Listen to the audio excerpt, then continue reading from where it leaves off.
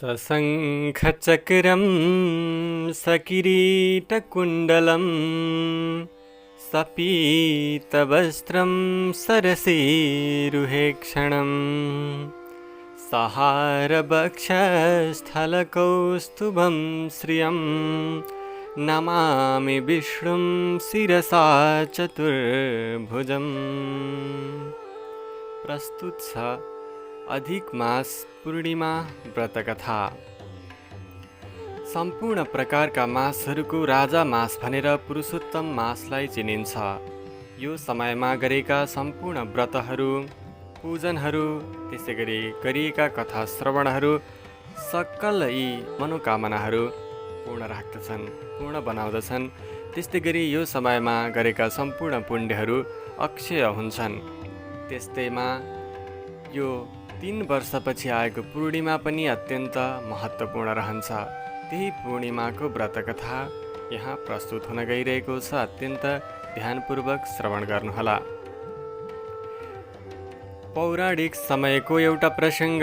पौराणिक समयमा एउटा कान्तिका नाम गरेको दिव्य नगर थियो। त्यो नगर विभिन्न प्रकारका रत्नहरूले जडिएको, विभिन्न प्रकारका भव्य महलद्वारा सुशोभित रहेको त्यो नगर। त्यसमा धनेश्वर नाम गरेका एउटा ब्राह्मण बस्दथे। अत्यन्त आफ्नो कर्ममा सदा रत रहने, पुण्यमा लिप्त भएका, धर्मको मार्ग कहिल्यै नछोड्ने त्यस्ता प्रकारका ब्राह्मण थिए उनी। विभिन्न प्रकारका दानहरू दिने, त्यसै गरी दानहरू लिने, ज्ञानहरू दिने, ज्ञानहरू लिने, विभिन्न प्रकारका कर्महरू गर्दथे। पराक्रम आदि सम्पूर्ण क्षेत्रबाट उनी प्रसन्न थिए। त्यस्तै गरेर आफ्नी अत्यन्त सुलक्षणा, अत्यन्त गुणवती पत्नी पनि उनको साथमा थिइन्। हरेक कुराहरू भए पनि कसै न कसैलाई केही न केही कुराको अभाव रहन्छ। त्यस्तै भने चाहिँ उनीहरूका लागि पनि एउटा प्रकारको अभाव थियो।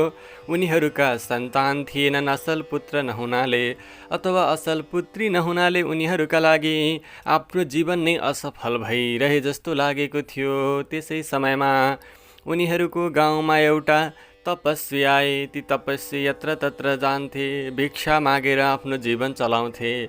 परन्तु उनी नगरका सम्पूर्ण घरहरूबाट भिक्षा लिन्थे, तर उनीहरूको घरबाट भिक्षा लिएनन्। एक दिन किन हाम्रो घरबाट भिक्षा लिएनन् भनेर अत्यन्त मनमा दुःख मानेर ती धनेश्वर नाम गरेका ब्राह्मणले तपस्वीसँग गएर प्रश्न गरे, हे गुरुदेव, हे योगीजी, हजुर यो नगरमा सम्पूर्णका घरमा भिक्षा ग्रहण गर्नुहुन्छ, भिक्षा माग्नुहुन्छ, तर हाम्रो घरमा आएर भिक्षा माग्नुहुन्न। हाम्रो घरको भिक्षा किन ग्रहण गर्नुहुन्न? यस्तो भनिसकेपछि ती ऋषिले, ती योगीले भन्दछन्, हे धनेश्वर नाम गरेका ब्राह्मण, तिम्रो घरमा असल पुत्र नभएको कारणले गर्दा अथवा असल पुत्री नभएको कारणले गर्दा तिमीहरूको घर अझै पूर्ण हुन सकेको छैन। न तिमीहरूले आफैले जन्माएर सन्तान बनाएका छौ, न धर्म पुत्र आदि कुनै विधिबाट आफ्ना पुत्रहरू बनाएका छौ। कुनै पनि विधिबाट तिम्रो यो कल्याण गराउने खालको पुत्र, तिम्रो उत्तराधिकारी लिएर संसारमा तिम्रो कीर्ति फैलाउने खालका कुनै पनि पुत्र पुत्रीहरू तिम्रो घरमा छैनन्। त्यसको कारणले गर्दा तिम्रो कल्याण हुने देखिँदैन, अथवा तिम्रो घर अहिलेसम्म कल्याणवाला भइसकेको छैन। त्यस कारणले गर्दा मैले तिम्रो घरको दान नलिएको हुँ। यसमा कुनै धन्दा नमान्नु अथवा दुःख नमान्नु। यस्तो ती ऋषिले भनेको सुनिसकेपछि धनेश्वर नाम गरेका ब्राह्मणले तिनै तपस्वीसँग फेरि प्रश्न गर्दछन्, हे भगवान, मेरा सम्पूर्ण प्रकारका व्रत तपस्याहरू निष्फल भएर मैले अहिलेसम्म असल कुलको उद्धार गर्ने खालको पुत्रको प्राप्ति गरेको छैन। मलाई तसर्थ हजुरले कसरी प्राप्त हुन्छ, पुत्र प्राप्ति हुने कुनै बाटो देखाइदिनुहोस्। यस्तो भनेर पाउमा परेर बिन्ती गरिसकेपछि ती तपस्वीले ती धनेश्वर नाम गरेका ब्राह्मणलाई 16 दिनसम्म माता कालीको अथवा चण्डिकाको व्रत बस्नको लागि, तपस्या बस्नको लागि आग्रह गर्नुभयो। त्यसको प्रभावले गर्दा पुत्र प्राप्ति हुनेछ भन्ने निर्देशन दिनुभयो।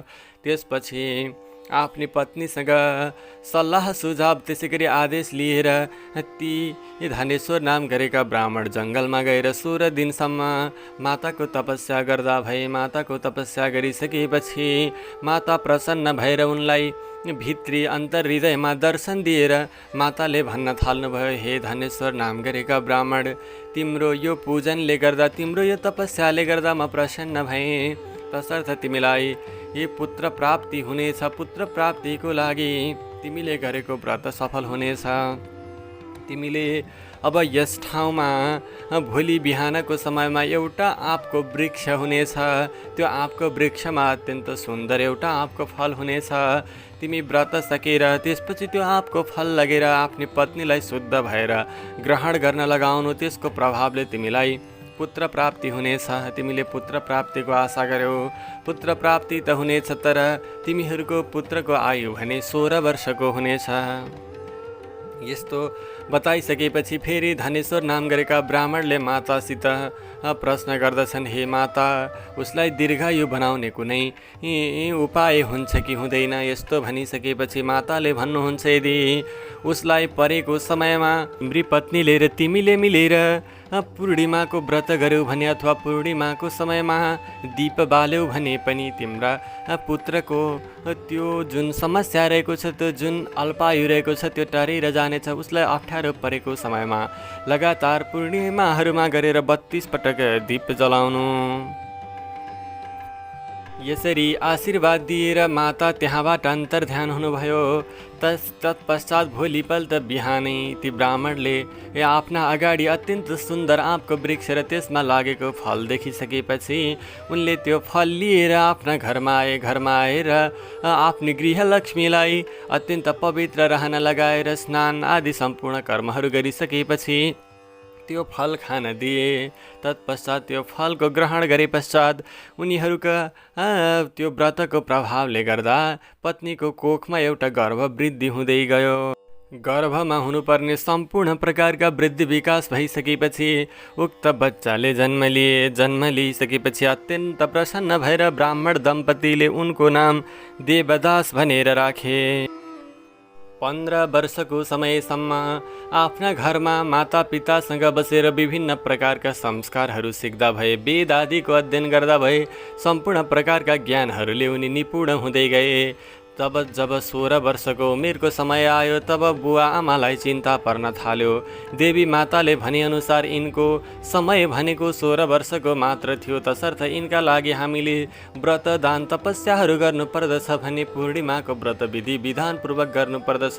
पूर्णिमाको कथाको श्रवण गर्नुपर्दछ अथवा पूर्णिमामा भगवानका लीलाहरूको श्रवण गर्नुपर्दछ। यस्तो भनेर घरमै बसेको खण्डमा यिनलाई केही कल्याण नहुने भएको कारणले गर्दा यिनका मामाको साथमा लगाएर यिनलाई काशी अध्ययन गर्नका लागि भनेर पठाउँ भनेर सम्पूर्ण प्रकारका छलफलहरू मातापिताले गर्नुभयो।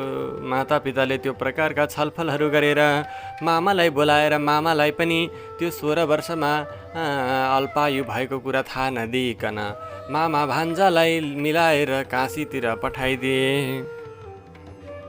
विभिन्न प्रकारका ज्ञानहरू हासिल गर्नको लागि भनेर काशी जाने क्रममा बाटामा एउटा देवालयमा उनीहरू रात्रिको समयमा विश्राम गरिराखेका थिए। त्यसै दिन त्यस देवालयमा गाउँका अत्यन्त सुन्दर ब्राह्मणको अत्यन्त ज्ञानवान ब्राह्मणकी पुत्रीको जो अत्यन्त सुरूपशीलले यत्र तत्र प्रचलित थिइन्, यत्र तत्र जसको सबैले गुणगान गाउँथे, त्यस्तै कन्याको विवाह कर्म हुन लागिरहेको थियो।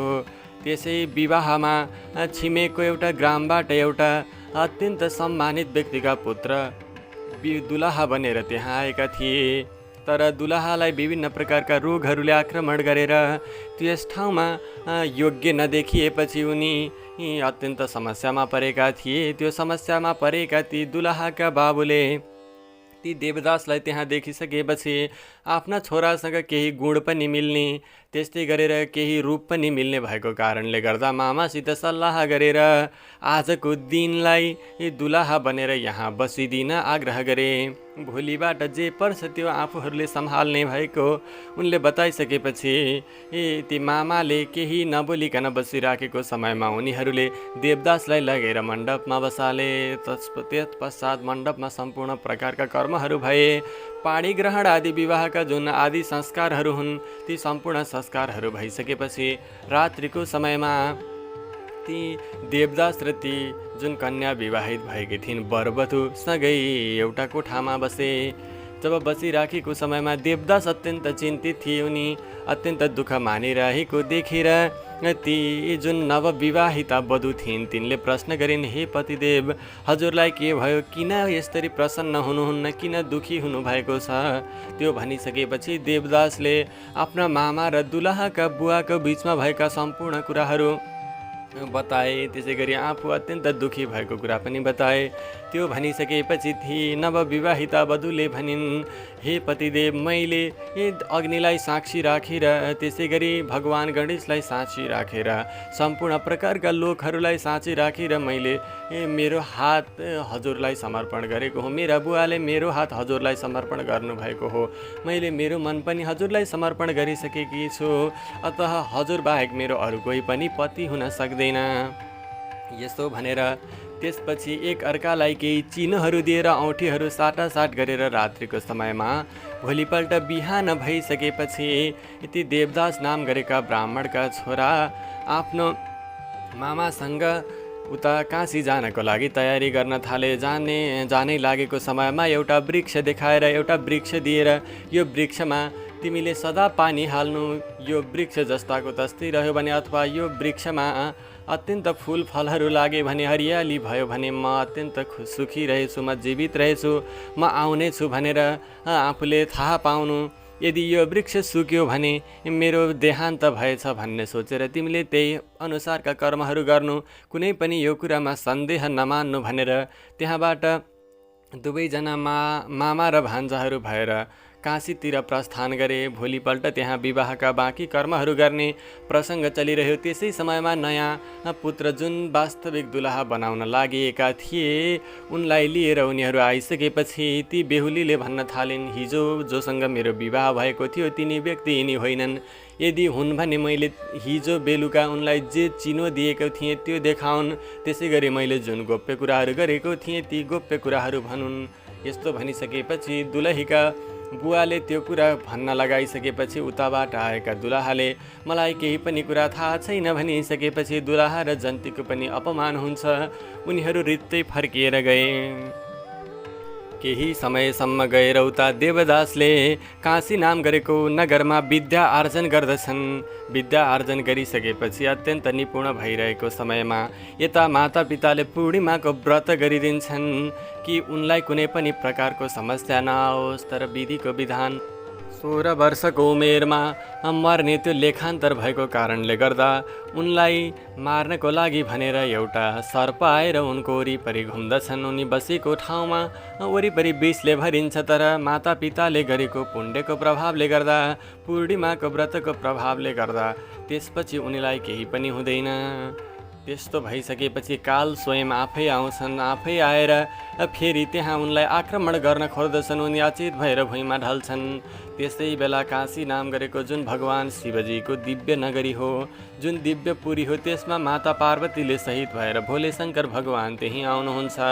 त्यहीँ आइसकेका भोले शङ्कर र पार्वती माताले त्यो दृश्य देखिसकेपछि जगत जननी माता पार्वतीले भोलेनाथसँग बिन्ती गर्नुहुन्छ, हे भगवान, उनका मातापिताहरूले विधिपूर्वक 32वटा ती पूर्णिमाहरूमा सम्पूर्ण प्रकारका ज्योतिहरू पनि बाले, सम्पूर्ण प्रकारका पूजनहरू पनि गरे। यो पूर्णिमाको महिमालाई पनि श्रवण गरे, भगवानका लीलाहरू पनि श्रवण गरे। अब उसको हत्या हुनुहुन्न अथवा उसको यो लोकबाट परलोक गमन हुनु हुँदैन, तसर्थ उसलाई जीवन दान दिनुहोस्।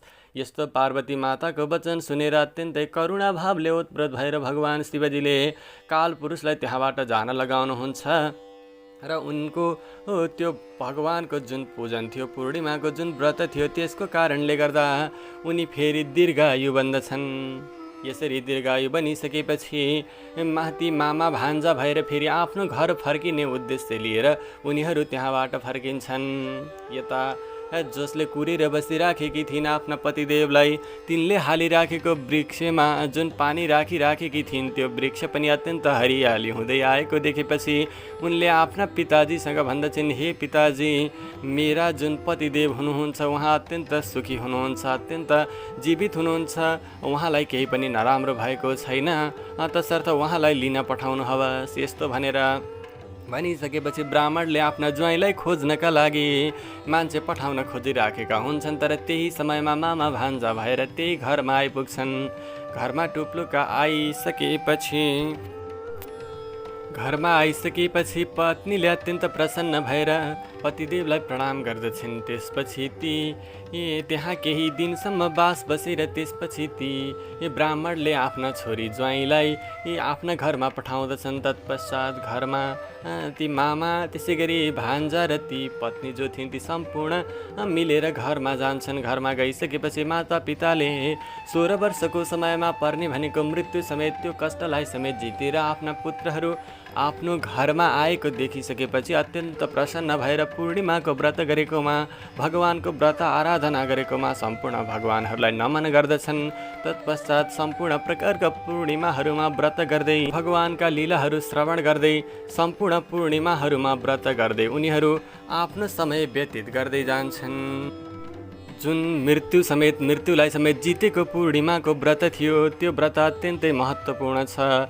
अधिक मासको जुन समय छ त्यसमा आउने पूर्णिमामा त्यो व्रतको कथाको श्रवण मात्रै गर्नाले पनि अत्यन्त पुण्य प्राप्त हुन्छ। सम्पूर्ण प्रकारका दुःखहरू हटाउने, सन्तान दिने, सन्तान कसैलाई छैनन् भने सन्तान दिलाउने, त्यसै गरी कसैलाई वैधव्यादि योगहरू पर्दैनन्, यदि आफ्ना पतिबाट छुट्नुपर्ने, पत्नीबाट छुट्नुपर्ने त्यस्ता प्रकारका समस्याहरू पनि हटाउने, त्यसै गरेर सम्पूर्ण प्रकारका सुखका स्रोतहरू दिलाउने र अन्तमा भगवानको धाम समेत दिलाउने यो पूर्णिमाको जुन व्रत रहेको छ, जुन व्रत कथा रहेको छ, त्यो सम्पूर्णले व्रतहरू गरून्, व्रत कथाहरू श्रवण गरून् र आफ्नो सम्पूर्ण जीवन कल्याण गरून् भन्ने भगवान श्रीकृष्णको दिव्य उपदेश रहेको छ। जय जय श्री अधिक मासीय पूर्णिमा व्रत कथा। नमो ब्रह्मण्डदेवाय गो ब्राह्मणहिताय च जगद्धिताय कृष्णाय गोविन्दाय नमो नमः। हरि ओम तत्सत्। श्रीकृष्णार्पणमस्तु।